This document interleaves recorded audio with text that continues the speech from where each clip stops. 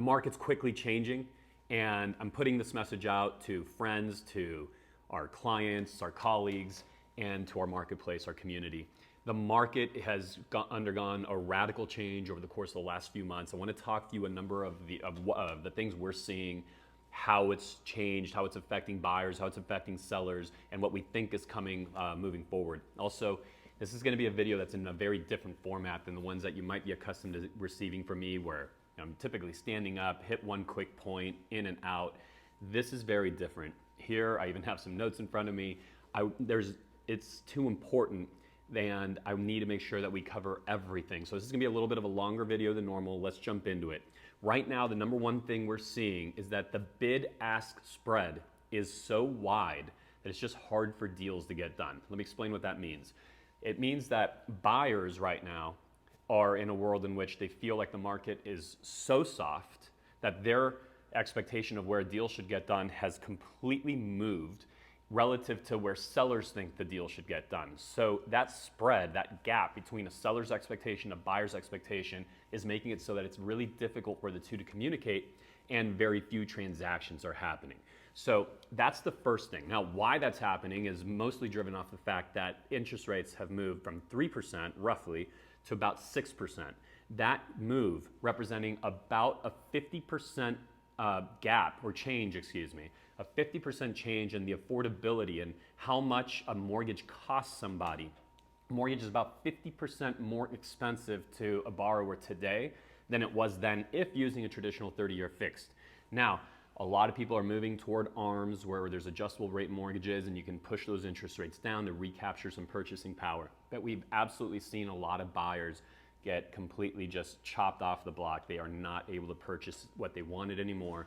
They have to now make decisions between moving to some to an area they really previously didn't see themselves in, sacrificing on size, location, yard, something significant, or what's happening a lot is just not moving at all. That's also now keeping a lot of people in properties that they're renting because they're not able to become buyers. And so with that, it just continues to do two things. One, it depletes the buyer pool, but also it's propping rents up. I'll revisit rents in a moment so you understand what's happening, but we see a huge move in rents right now. Now, interestingly enough, there are also some things that are propping prices up. And so you have these conflicting factors, mortgage rates that are pushing it down, and you have some inventory levels which are propping it up. And that's because there's a lot of moves that aren't happening right now. So the moves that are happening are the ones that absolutely have to happen. But for the most part, the homeowner that lives in, area A of the county and wants to move to area B just because they'd like to, because that would be a nice thing to have, because it's in line with their 10-year goals or whatever it might be, but their current home is sufficient, it serves them, it's the right size. Those moves are tending not to happen right now because they don't want to change their 3%, or for some people their 2.5% mortgage rate. They don't want to trade that in for a 6%. So there's a lot of homes, therefore, that are not coming to the market. And so that actually is depleting inventory, which should keep prices propped up. So it's going to be interesting as we see this battle play out between the reduced buyer pool and that decreased inventory, just based on how many homeowners that would have previously brought their home to market in order to make a move into it, say upgrade into a home, are now just choosing not to do so for the time being. So when are rates going to stop rising? That's really one of the things that I find are most misunderstood. People think that the interest rates are mostly tied to the 10-year Treasury note. Well, mortgage rates, let me be specific. Mortgage rates being tied to the 10-year Treasury note, yes, there's a correlation over the course of history in that, let's call it the last 40 years, in that they tend to move together. But in those 40 years, we didn't have an inflationary environment.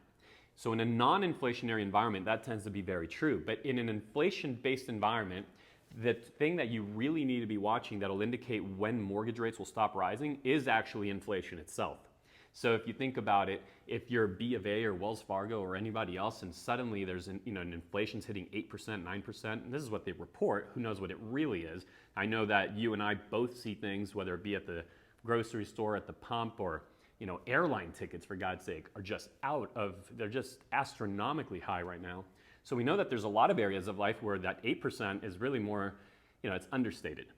So anyway, if the cost of, if money is worth less and inflation is rising, say 8%, 9%, then it means that mortgage rates, in order for the bank to make money, they have to rise. The thing to be watching is that as soon as inflation it stops rising, okay, so as soon as inflation stops rising and it actually gets on a downward tilt, we're gonna see mortgage rates drop. Now the thing that's gonna drive that is going to be what the Fed does with the federal funds rate. So that's the rate at which banks borrow money to be able to then lend out. And so we're gonna come to a point where they'll actually be reporting that the Fed funds rate is being increased, raised. But at some point, you'll actually see that mortgage rates will drop. And the reason for that is that the Fed has addressed inflation strong enough that the federal funds rate being raised to a certain level has actually tackled inflation. So at some point, just like we saw in the late 70s when Paul Volcker came to power and he raised rates aggressively, the federal funds rate, right, the rates that are reported in the news when they say the Fed raised rates, those rates were so high, but we saw mortgage rates drop because Paul Volcker finally tackled inflation. We are predicting that we'll see the same thing play out in this cycle. And by the way, this isn't necessarily just my opinion.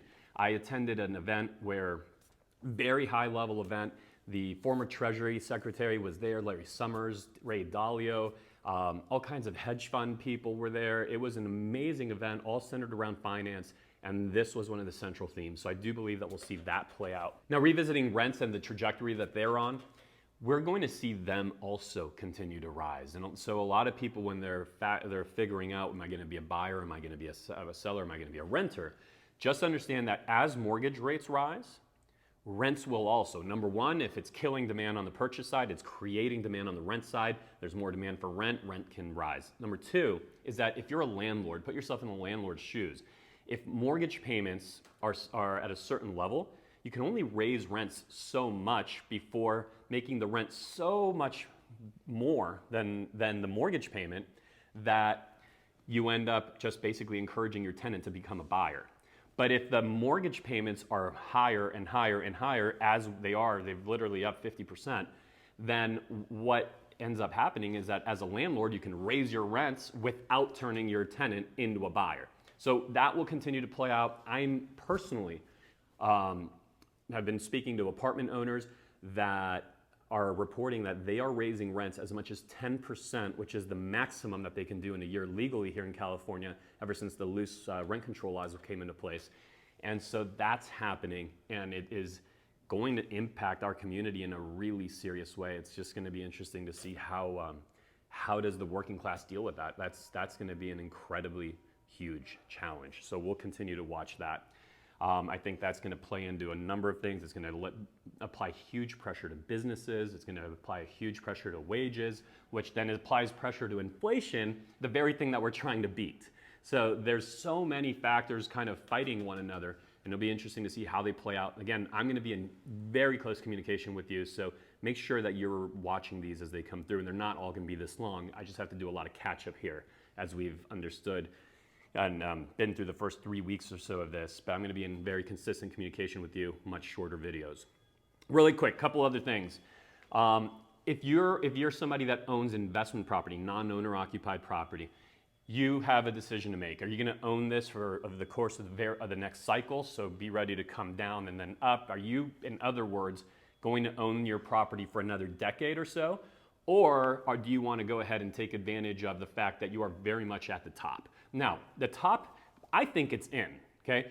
But I also could be wrong. Maybe it's in, maybe it's right in front of us, maybe it's right behind us. But no one ever went broke making a profit, right? So it could be that you sell your property today. It is magnificently up, probably higher than you ever thought it would be at this stage, right, for 2022 when you purchased it. But it could be that it's worth 5% more or 10% more over the course of, say, the next year. Could be. Also could be that it's not, right? It could be that it's completely in the opposite direction. So there's nobody that thinks, I don't believe you think that, we're way down here on the curve with all this rise to come. we're either here, here, here, right? We're either right before, right at, or right, or past the top. So right now, everyone that is a property of an investment property owner need to make a decision. Am I going to own this for another decade? Am I going to go through another full cycle? And if not, this is the time, this is the moment. I've done amazingly well, and take your profit. Now, market prediction. If you want me to give you that. So you see, we've had this discussion. There's all this downward pressure as far as eliminating the buyer pool, but at the same time, we had so many more buyers over the course of the last couple of years than we even needed. So there's a lot of, to some extent, we can afford to lose a lot of buyers and still keep prices in the right place. And at the same time, there's just also a reality that when mortgages are 50% more expensive to the borrower today than a short time ago, that's right now at 6%. But where will we be when we're at 7%, or if we go to 7.5, or if we go to 8.5? We don't know where that's going to end up. We don't know where that stops. So there's this downward pressure. It's cutting out a lot of the buyer pool, and that should decrease prices. At the same time, there's a lot of moves that aren't happening. There's that floor that can set in. You have the just basic laws of supply and demand, and these things are all in a big battle right now. Again, creating that huge bid-ask spread, making it hard for buyers and sellers to communicate. Now, of course, we'll see that ease up. I think it'll be a lot easier to do transactions, say, over the course of the next 60 days from now, as opposed to in this very moment. Right now, we're in the complete depth, we're in the deep end of not being able to communicate when it comes to buyers and sellers having completely different expectations. So I think about 60 days from now, we're going to know most of what we need to know. We're going to understand how the market is really responding. We're going to understand what the effect is on inflation, as far as what the activities that the Federal Reserve is doing. And of course, Fed Chairman Powell, he seems very much committed to tackling inflation.